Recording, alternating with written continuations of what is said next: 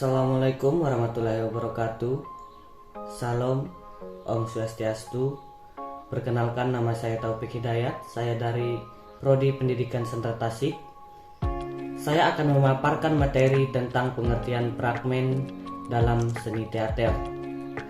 Sebelum masuk ke pembahasan, anak-anak peserta didik diharapkan mampu yang pertama, menerima, menanggapi, dan menghargai keragaman dan keunikan karya seni teater sebagai bentuk rasa syukur terhadap anugerah Tuhan. Yang kedua, menunjukkan sikap menghargai, jujur, disiplin melalui aktivitas berkesenian. Dan yang ketiga, mengenal teknik penyusunan konsep atau naskah pertunjukan teater. Dan yang keempat, menerapkan teknik olah tubuh, olah suara, dan olah rasa. Ada juga tujuan pembahasan.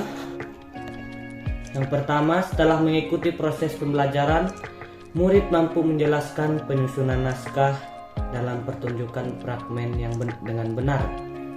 Dan yang kedua, melalui kegiatan pengamatan kelompok, murid mampu mengkomunikasikan keterampilan teknik dasar bermain akting teater berdasarkan olah tubuh, olah suara, dan olah rasa dengan penuh rasa tanggung jawab.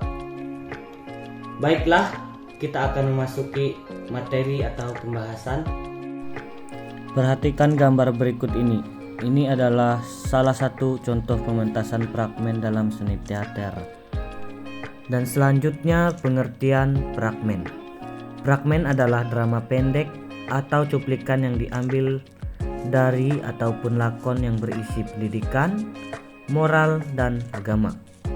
Pertunjukan dalam fragmen bersifat singkat dan berbeda dengan jenis pertunjukan drama yang lainnya. Fragmen bisa dipentaskan dalam acara pendidikan, agama, dan hari-hari nasional. Selanjutnya ada namanya yang teknik dasar akting teater. Akting teater merupakan perwujudan peran sesuai dengan karakter yang diinginkan oleh naskah dan sutradara baik secara fisik maupun psikis. Untuk menampilkan akting yang baik diperlukan latihan yang tekun dan disiplin. Latihan itu meliputi olah tubuh, olah vokal, dan olah rasa. Dan ini dia bagian atau arti dari teknik dasar akting teater. Yang pertama ada olah tubuh. Latihan olah tubuh adalah melakukan latihan dalam kondisi bugar, segar, dan menyenangkan.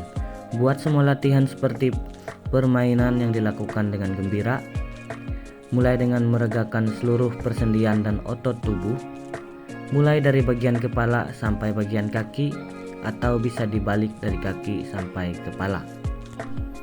Dan yang kedua ada olah suara. Seorang pemain teater harus memiliki kemampuan mengolah suara yang baik. Suara merupakan faktor penting karena sebagai penyampaian pesan kepada penonton, penguasaan intonasi, diksi, artikulasi. Setiap kata yang diucapkan harus jelas dan wajar sesuai dengan tuntutan karakter tokoh yang diperankan. Seorang aktor perlu latihan olah suara dengan tahapan-tahapan tertentu. Latihan olah vokal suara dapat dilakukan dengan mengucapkan kata vokal seperti A, I, U, E, O sesuai dengan bentuk mulut. Dalam latihan olah suara, terutama yang berhubungan dengan membaca naskah atau puisi, perlu diperhatikan juga tekanan kata, jiwa kalimat, tempo, dan irama. Dan ada bagian yang ketiga, yaitu olah rasa. Akting pada dasarnya menampilkan keindahan dan keterampilan seorang aktor dalam mewujudkan berbagai pikiran, emosi, perasaan, dan sosok peran yang sedang dimainkan sesuai dengan karakter. Untuk latihan olah rasa seorang pemain teater meliputi berlatih konsentrasi, perasaan, dan emosi. Penyusunan naskah dalam pertunjukan fragmen. Yang pertama, menentukan tema. Yang kedua, menentukan alur cerita. Yang ketiga, menyusun adegan. Dan yang keempat, membuat dialog-dialog tokoh. Yang pertama, tema. Tema adalah langkah pertama yang dilakukan dalam menyusun naskah drama. Tema adalah ide pokok dari keseluruhan naskah. Dengan mengetahui tema, maka kita juga dapat mengetahui pesan pengarang yang ingin disampaikan dalam cerita tersebut. Kemudian yang kedua, menentukan alur. Alur merupakan jalan cerita dari tema yang telah dipilih. Alur juga disebut rangkaian cerita yang tersusun dari awal hingga akhir. Tahap persiapan alur dapat diketahui dari masalah-masalah yang muncul.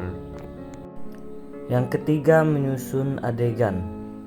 Setelah menyusun alur cerita dengan utuh, lanjutkan dengan menyusun adegan yang akan dipentaskan pada setiap babak. Setiap adegan akan menunjukkan urutan tokoh yang tampil. Begitu pula dengan memilih babak atau kejadian, sehingga dapat menampilkan adegan yang urut dan saling berkaitan. Yang terakhir atau yang keempat, membuat dialog-dialog tokoh. Perlu diketahui bahwa drama tidaklah sama dengan karya sastra yang lain.